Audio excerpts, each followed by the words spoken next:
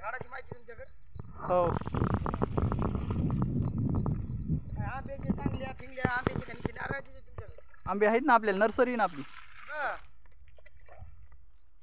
नमस्कार शेतकरी मित्रांनो, शेतकऱ्यांची शेतीशाळा प्राकृतिक आधुनिक कृषी शोध प्रशिक्षण संस्था रामपुरी बुद्रुक आणि अल क्रॉप डेव्हलपमेंट 80-20 फार्मिंग बिझनेस स्कूलमध्ये आपले सहर्ष स्वागत आहे.